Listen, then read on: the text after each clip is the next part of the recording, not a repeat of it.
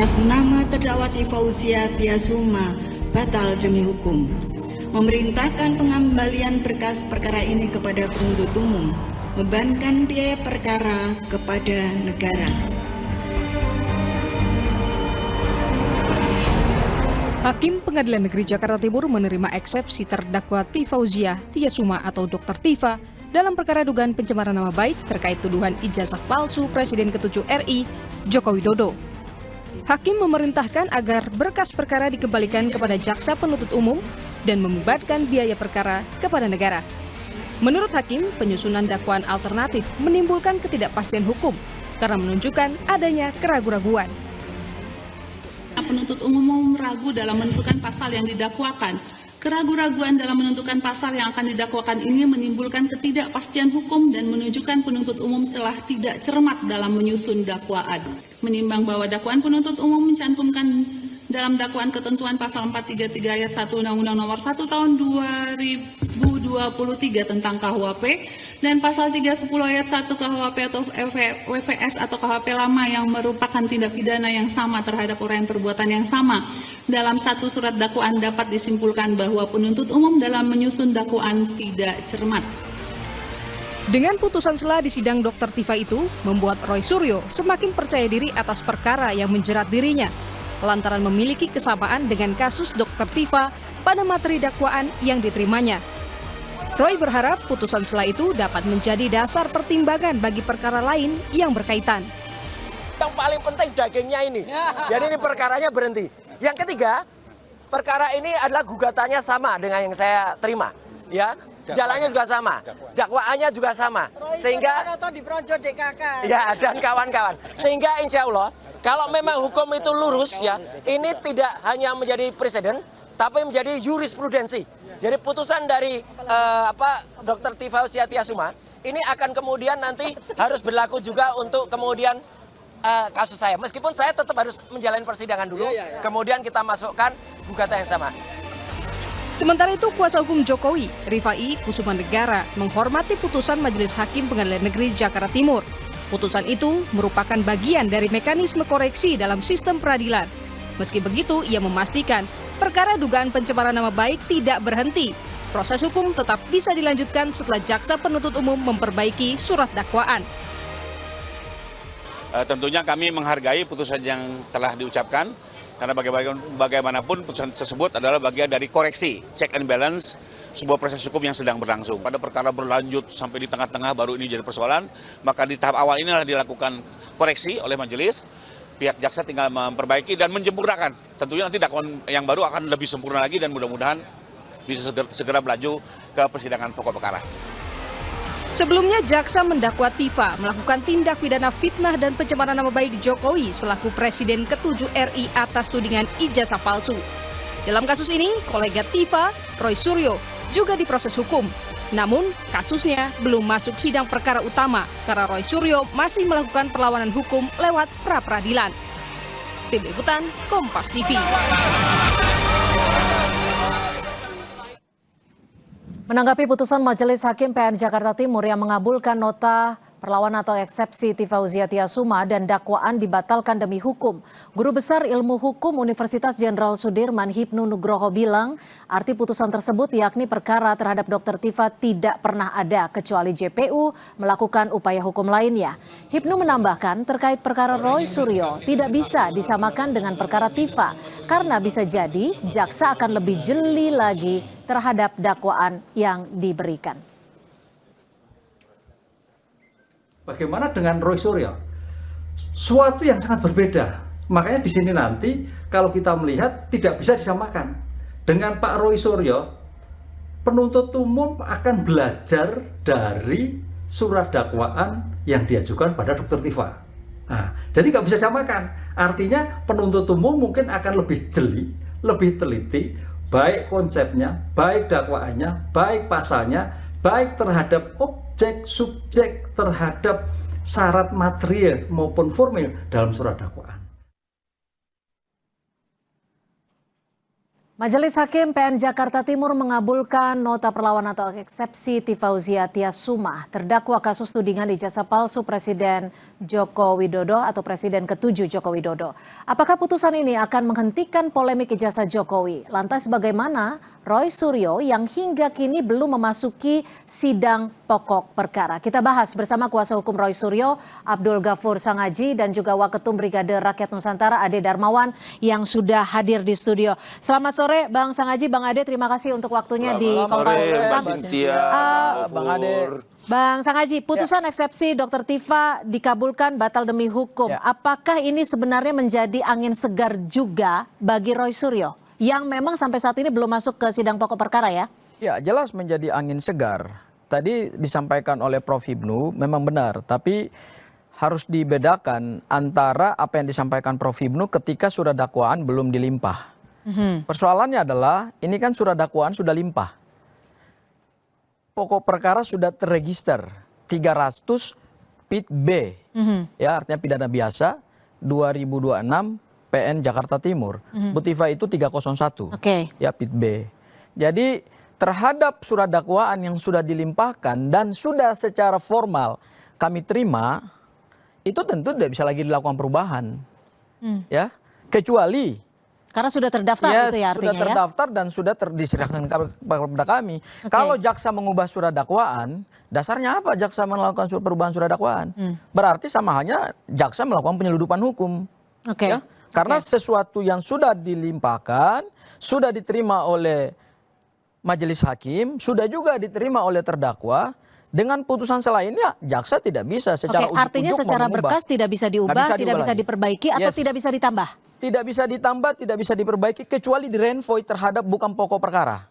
Artinya, di dalam surat dakwaan itu masih bisa diperbaiki, tetapi sepanjang tidak menyentuh pokok perkara. Misalnya typo, ya. Hal-hal yang sifatnya minor, tapi kalau substansi diubah oleh jaksa penuntut umum, ya jaksa melakukan penyeludupan hukum. Bahkan itu juga bisa menjadi celah bagi kami untuk mengajukan eksepsi yang justru akan lebih serius lagi. Kami tangkap. Dampaknya terhadap Bang Ade, menduga tidak majelis hakim memutuskan ditolak, diterima, dan artinya ini adalah batal demi hukum? Ya, kalau terkait batal demi hukum, ya putusan sela itu adalah satu bahan koreksi bagi JPU. Karena saat ini memang yang pertarungan ini memang sama JPU ya, jaksa penuntut umum sebagai yang mewakili para korban. Nah, di dalam pasal 74 poin 4 jelas dikatakan bahwa kalau dia tidak mau mengacu pada 206 pasal 206 KUHP baru, poin 4 juga yang menyatakan bahwa bisa dilakukan perlawanan atau verset, tetapi atau dia mengambil pasal 74 ayat 4, gitu loh, menyatakan bahwa memperbaiki, kemudian diajukan kembali. Jadi saya rasa ini bahan koreksi, ya ini betul-betul kita tetap mendorong kepada teman-teman kejaksaan untuk bisa memperbaiki secara cepat, terus kemudian didaftarkan lagi. Saya rasa nggak ada masalah sih dengan adanya putusan sela, justru koreksi. Pak Jokowi sudah dengar ini pasti dong. Responnya apa? Saya rasa Pak Jokowi saat ini dia hanya menantikan sebagai saksi pelapor ya. Nah, bahwa kemudian ini ada putusan sela, harapan beliau ya tentunya pengen hadir di pengadilan. Nah, kemudian ini akan diperbaiki oleh jaksa, ya tentunya itu harapan beliau juga kan.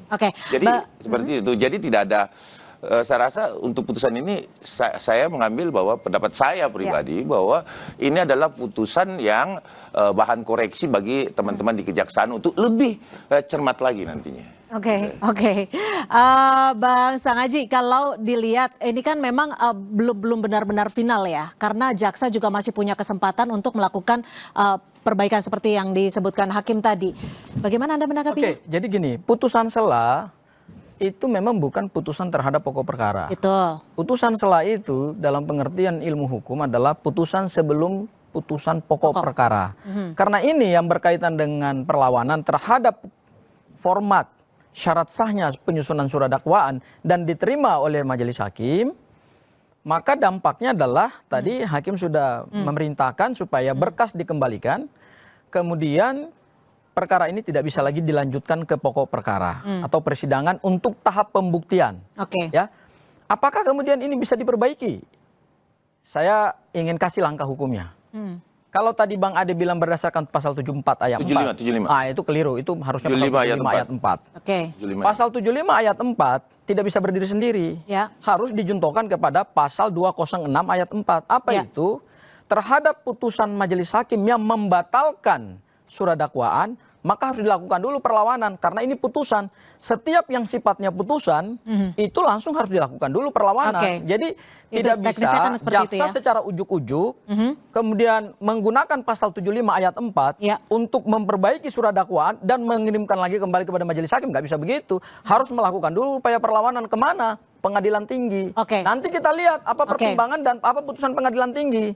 Ya. Ya. Kalau pengadilan tinggi memberikan pertimbangan bahwa jaksa boleh mengajukan kembali surat dakwaan tersebut, Ya. maka berlaku pasal 75 ayat 4. Oke. Tapi kalau kemudian pengadilan tinggi ya berpendapat sesuai dengan pengadilan negeri, berarti sampai kapanpun Oke. perkara ini tidak bisa Baik, lagi itu dilanjutkan. secara teknisnya akan seperti itu. Bagaimana Bang Ade? Ya, kalau Jangan lemes dong Bang Ade. Kayaknya agak lemes nih hari ini. Saya Ya? tidak lemes, saya justru bersemangat. Biasanya Kenapa? bersemangat, Karena berapi-api dari kita awal. senang karena jaksa bisa memperbaiki dakwaan tersebut.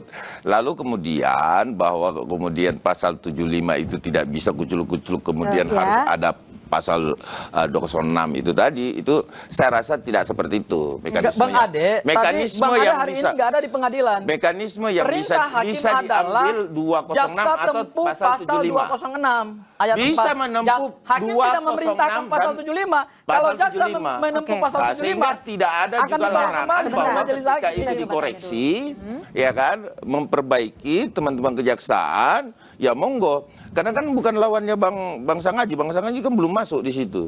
Oke. Ya, jadi paling tidak, saya rasa teman-teman kejaksaan ini harus betul-betul memperbaiki. Nah, terus diajukan kembali. Itu perintahnya 75 ayat 4 gitu loh. Jadi kita ikuti saja bahwa kemudian ini menggugurkan pokok perkara, orang belum masuk pokok Tapi perkara gini, kok. ini artinya Memang gini Mbak Cynthia, bagaimana? sebentar. Putusan sela tidak menggugurkan pokok perkara. Betul. Saya setuju, saya sepakat Ya. dengan Bang Ade dalam hal ini, oke.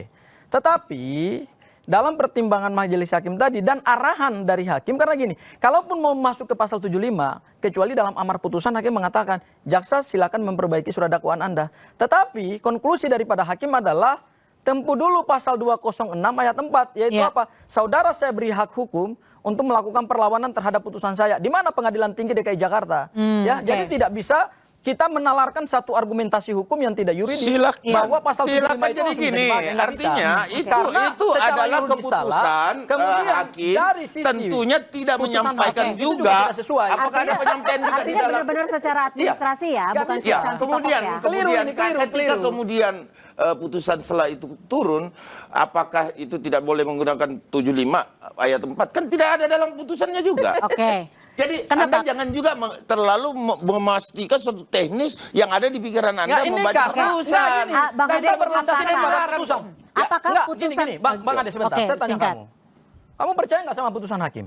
Percaya dong. Kamu percaya nggak sama asas res judicata pro varite Oh, habetur? pasti. Kalau Anda percaya Intinya- terhadap putusan hakim, Jadi maka begini, hakim tadi begini, jelas Bung, bahwa tidak Tujuh boleh apa? pasal Intinya 206 apa? harus Intinya dipakai suatu dulu. teknis. Pasal itu 206 harus dipakai tanpa- dulu, ya, yaitu kalau apa? pasal 206 Lakukan harus dulu dipakai dulu perlawanan ke terhadap pengadilan. putusan hakim, harus. baru 75 kemudian juga nanti bisa setelah itu dilakukan. dilakukan Tidak sepakat, perbaikan. tidak sepakat. Bisa. Ya, Tapi tidak sepakat. ya, itu kan omongan dia. Saya rasa Kalau dia sama omongan Anda Bukan, juga. kalau Anda mau Anda menghormati juga ngomong begitu kok. hormati keputusan Gimana hakim, sih? Ya. maka tadi perintah hakim jelas.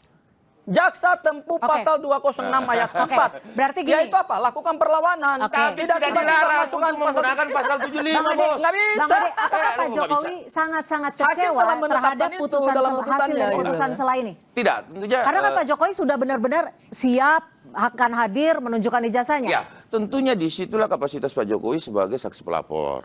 Bahwa kemudian perkara ini adalah perkara JPU, perkara negara. Negara sudah mengambil alih dengan masyarakat melaporkan. Nah, kalau ada masyarakat menjadi korban seperti Pak Insinyur Joko Widodo, kemudian melaporkan kepada negara, menyerahkan kepada negara melalui kepolisian, kemudian kejaksaan. Nah, itu terjadi beban negara di situ. Oke. Hadirnya negara di situ. Oke. Jadi saya rasa saya rasa secara teknis juga teman-teman kejaksaan lebih tahu apa langkah yang akan mereka ambil. Dan kita tetap support untuk segera memperbaiki. Nah, Bang Sanghaji, artinya putusan sela ini membuat Roy Suryo, kalau tadi Anda menyebutnya ini angin segar. Ya, angin segar. Karena gini, karena yang dipersoalkan dalam nota perlawanan kemudian diterima dalam pertimbangan hakim adalah penggunaan dakwaan kombinasi. Ya? Tapi dakwaan kombinasi itu sama dengan dakwaan kami. Ada 4 dakwaan, alternatif primer subsidiar, kemudian pasal 35 dan pasal 32. Yang jadi kacau balau dalam perkara ini adalah ketika jaksa menuntut Mas Roy dan Bu Tifa menggunakan 2 rezim KUH pidana yang berbeda. Ini nggak boleh. Sebelum kita ke teknis ke sana, ini kan sebenarnya ijazah polemik Pak Jokowi sebenarnya sudah berlangsung sangat lama. Dengan putusan hakim saat ini, artinya tidak letterlock dong. Kita bisa membuktikan apakah ijazah ini palsu atau asli. Ya, sepanjang tidak ada putusan pengadilan yang membenarkan dalil Pak Jokowi bahwa ijazah ini asli, dan tidak dilakukan pembuktian terbalik terhadap apa yang diteliti oleh Mas Roy dan Bu Tifa, berarti penelitian Bu Tifa dan Mas Roy itu tetap benar adanya bahwa ijazah Pak Joko Widodo tetap palsu karena tidak ada. Tapi kan yang mengeluarkannya yang sebaliknya. UGM sudah karena kan belum dibuktikan. Itu yang perlu masyarakat tahu. Perkara ini kalau tidak bisa lagi masuk tahap pembuktian, berarti Pak Joko Widodo tidak punya lagi hak untuk membuktikan dalil-dalilnya bahwa ijazahnya itu asli. Untuk memperbaiki dakwaan dan dimasukkan kembali. Clear tuh. Bang Ade, kita mungkin sepakat saat ini tahapnya belum betul-betul final. Sepakat. Belum final, itu yang pertama. Yang kedua, Mbak Cynthia, bahwa kemudian ini tidak akan dipersoalkan masalah ijazah. Saya rasa ini bukan final kok. Kalau bukan final, tapi Dr. Tifa juga tadi sesudah sidang menyampaikan loh, dia punya bukti-bukti lain yang memastikan bahwa ijazah Pak Jokowi adalah ijazah yang menjadi polemik ya. Beliau tidak menyebutkan ijazah Pak Jokowi, tapi ijazah yang menjadi polemik, ada keraguan di situ. Bukti-buktinya ada materai, ada transkrip nilai yang tidak sesuai. Materai itu sudah akan terjawab nanti seangkatannya Bapak Insinyur Joko Widodo. Sama. Terjawabnya bagaimana? Terjawab, materinya sama.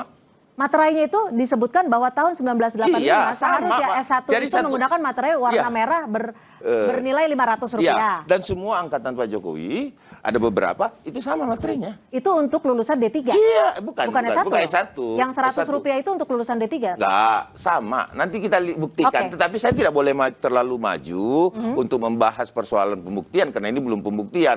Terus yang kedua, Mbak Cynthia, bahwa kemudian nantinya perkara ini sudah selesai dianggap, itu kan pemahaman hukum yang saya rasa sangat dangkal. Karena ini perbaikan kok. Pas saya baru bisa ngomong, kita baru bisa memastikan sesuatu itu ketika kemudian ini tidak dilanjutkan oleh jaksa penuntut umum. Gimana Bang Sanghaji? Atau ada penghentian penuntutan. Nah itu. Karena kan saya sudah jelaskan tadi. Saya sudah jelaskan tadi bahwa putusan sela itu memang tidak menghentikan pokok perkara. Belum menghentikan pokok perkara. Tetapi kita harus lihat putusan itu dalam 2 aspek. Aspek pertama adalah kita lihat pertimbangan hakim atau disebut sebagai ratio decidendi ketika hakim memutuskan suatu perkara, dan lihat amarnya. Hakim dalam ratio decidendi tadi mengatakan bahwa ini dakwaannya obskur, artinya kabur, tidak cermat, tidak lengkap, tidak jelas, karena jaksa menggabungkan sebentar itu kan belum selesai. Jaksa menggabungkan 2 KUH pidana, KUHP lama dan KUHP baru. Ini yang menimbulkan ketidakpastian hukum. Artinya bisa dong diperbaiki. Kemudian yang kedua, dalam amarnya, hakim memerintahkan supaya jaksa menghentikan pemeriksaan pokok perkara dengan arahan tidak ada amar bahwa jaksa segera perbaiki. Hakim mengatakan di dalam persidangan terbuka untuk umum, jaksa Anda punya hak untuk menempuh pasal 209 KUHP yang baru ayat 4 206 ya. KUHP yang baru yaitu apa? Lakukan perlawanan. Jadi bisa saja jaksa bisa memperbaiki, tetapi dengan satu syarat adalah